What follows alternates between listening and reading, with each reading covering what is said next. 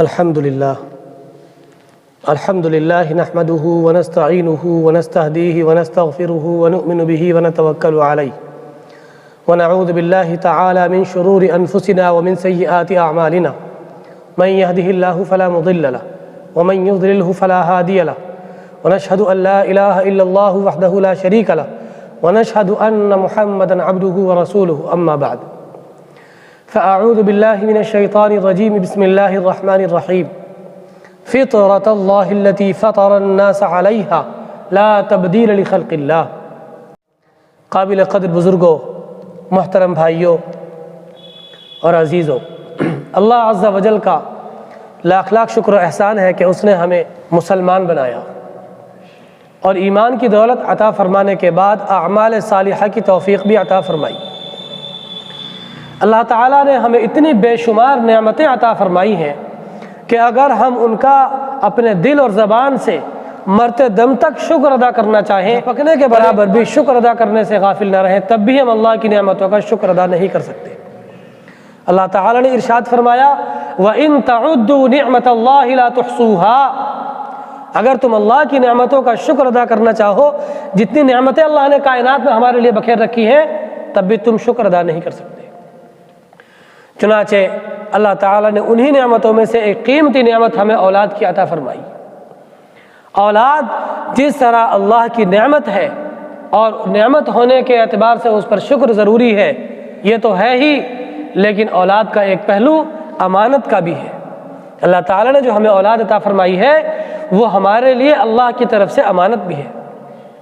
چنانچہ اللہ تعالیٰ امانت کے بارے میں سوال کریں گے کہ ہم نے اولاد عطا فرمائی تھی، اس کا کیا حق ادا کیا، کون سے مال سے اس کی پرورش کی، حلال کھلایا کہ حرام کھلایا، کیا اس کو تعلیم دی، کیا اس کو تربیت دی، حسن ادب سے اس کو آراستہ کیا کہ یوں ہی چھوڑ دیا۔ اللہ کے رسول صلی اللہ علیہ وسلم نے ارشاد فرمایا کل مولود یولد علی الفطرہ، ہر بچہ فطرت اسلام پر پیدا ہوتا ہے، یعنی اس کی دل کی تختی بالکل سادہ، صاف اور شفاف ہوتی ہے۔ فَأَبَوَاهُ يُحَوِّدَانِهِ، پھر اس کے والدین اس کو یہودی بنا دے، وَيُمَجِّسَانِهِ، یا اس کو مجوسی یعنی آگ کا پجاری بنا دے، وَيُنَصِّرَانِهِ، یا اس کو نصرانی بنا دے۔ مطلب یہ ہے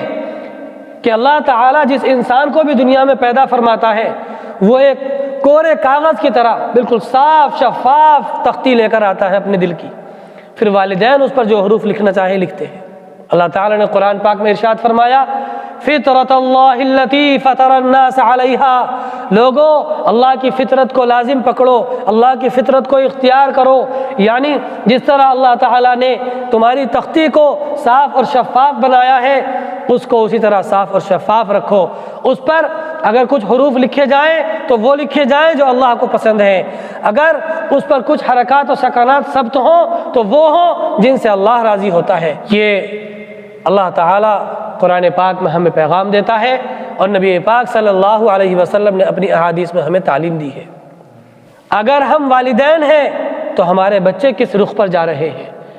اگر ہم اولاد ہیں تو ہم خود کس رخ پر جا رہے ہیں، اگر ہم بھائی ہیں تو ہم سوچیں کہ ہمارے بھائی بہن کس رخ پر جا رہے ہیں، اگر ہم کسی خاندان کے، کسی محلے کے یا کسی ادارے کے ذمہ دار اور سرپرست ہیں تو ہم دیکھیں کہ ہمارے ماتحت کس رخ پر جا رہے ہیں۔ چنانچہ اللہ کے رسول صلی اللہ علیہ وسلم نے اپنی اپنی ذمہ داریوں کی یاد دہانی کرتے ہوئے فرمایا کلکم راعٍ وکلکم مسئول عن رعیتی، تم میں سے ہر ایک ذمہ دار ہے اور ہر ایک سے اس کی ذمہ داری کے بارے میں سوال ہوگا۔ ایک بادشاہ سے پوچھا جائے گا اس نے اپنی رعایت کے ساتھ کیا سلوک کیا، ان کو کیا راحت و آرام پہنچایا، ان کی کیا تربیت کی۔ ایک مکھیا سے، ایک میئر سے، ایک چیئرمین سے اس رعایا کے متعلق سوال ہوگا جو اس کے دائرے میں آتی ہے، جن پر اس کی چلتی ہے۔ ایک پردھان سے پوچھا جائے گا اس کی رعایا کے بارے میں، اس کے گاؤں کے افراد کے بارے میں جو اس کی ذمہ داری میں آتے ہیں۔ ایک پردھان منتری سے پوچھا جائے گا اس کے ملک کے افراد اور باشندگان کے بارے میں۔ اسی طرح ہر فرد سے اس کے اہل خانہ کے بارے میں بھی سوال ہوگا، بتاؤ تمہارے ماتحت بیوی تھی، بیوی کی کیا تربیت کی، تم کو ہم نے اتنی اولاد دی تھی، اتنے بیٹے دیے تھے، اتنی بیٹیاں عطا فرمائی تھی، اور اتنے پوتے دیے تھے اور اتنی پوتیاں دی تھیں، اور چھوٹے بہن بھائی اتنے دیے تھے، بتاؤ ان کی تم نے کیا تربیت کی، ان کو کس راستے پر ڈالا، بتاؤ تم نے ان کو کس نقش قدم پر چلایا، کس رنگ ڈھنگ میں ان کو ڈھالا۔ اس لیے ہمیں ضرورت اس بات کی ہے کہ ہم سوچیں اور اپنے مرنے سے پہلے پہلے ہم اتنا اطمینان اور اتنی تسلی کر کے مریں، اس دنیا سے رخصت ہونے سے پہلے پہلے یہ اطمینان اور یہ تسلی کرنا ضروری ہے کہ جو بھی ہمارے ماتحتی میں آتا ہے، جو بھی ہمارے دائرہ اختیار اور تابع داری میں آتے ہیں، ان کو ہم سچا پکا موحد مسلم اور مسلمان بنا دیں۔ جس طرح سیدنا یعقوب علیہ السلام نے اپنی وفات سے کچھ وقت پہلے جب حضرت کو اس کا یقین ہو گیا کہ اب میرا وقت دنیا میں زیادہ نہیں بچا ہے، اب میں دنیا کو خیر بات کہنے والا ہوں، سب کنبے والوں کو اکٹھا کیا اور سب کو اکٹھا کر کے یہ فرمایا، بتاؤ میرے بعد تم کس کی اطاعت کرو گے، کس کے سامنے تمہاری پیشانی جھکے گی؟ اللہ تعالیٰ نے اس کا نقشہ کھینچتے ہوئے قرآن پاک میں یوں ارشاد فرمایا، ام کنتم شہداء اذ حضر یعقوب الموت اذ قال لبنیہ ما تعبدون من بعدی۔ کیا تم اس وقت موجود تھے جب حضرت یعقوب علیہ السلام کی موت کا وقت آ پہنچا، جب ان کا آخری وقت قریب آ گیا اور انہوں نے اپنے کنبے والوں کو، اپنے قبیلے والوں کو، اپنے بچوں کو، اپنے ماتحتوں کو اکٹھا کیا اور یہ فرمایا ما تعبدون من بعدی۔ اس دنیا کو چھوڑنے سے پہلے ایک بات کا اطمینان اور تسلی کرنا چاہتا ہوں، اے میرے بچوں، اے میرے بھائیوں اور اے میرے کنبے والوں، اے میرے ماتحتوں، یہ بتاؤ کہ میرے بعد تمہاری پیشانی کس کے سامنے جھکے گی؟ تم کس کی بندگی کیا کرو گے؟ سوچیں ایک منٹ کے لیے، یہ ہم سب کے لیے ایک لمحہ فکریہ ہے۔ جن کی تربیت پیغمبر خدا نے کی تھی، کیا کوئی سوچ سکتا ہے کہ وہ مشرک ہوں گے؟ کیا کوئی تصور بھی کر سکتا ہے کہ ان کی پیشانی اللہ کو چھوڑ کر کسی پیڑ کے سامنے جھکے گی، یا وہ کسی ندی کے سامنے ہاتھ جوڑیں گے، یا وہ کسی آگ کے سامنے ماتھا ٹیکیں گے، یا اللہ کو چھوڑ کر کسی پیر کے سامنے، کسی پیغمبر کی قبر پر یا کسی شہید کے آگے سجدہ کریں گے، سر جھکائیں گے؟ کوئی سوچ سکتا ہے؟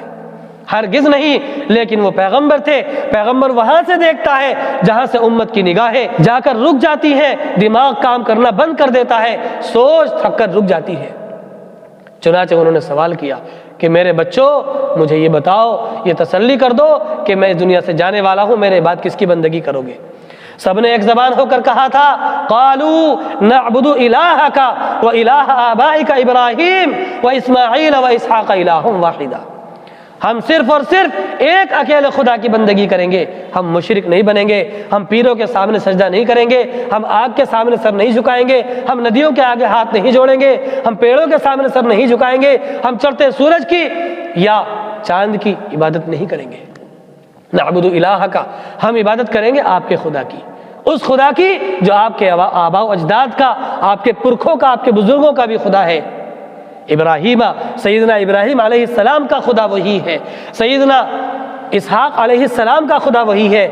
وہ اسماعیل، سیدنا اسماعیل علیہ السلام کا خدا وہی ہے، جو ان پیغمبروں کا بھی خدا ہے، جو ساری کائنات کا خدا ہے۔ ایک خدا واحد و قہار و جبار ہے، ہم صرف اس ایک خدا کے سامنے سر جھکائیں گے، ہم کبھی مشرک نہیں بنیں گے۔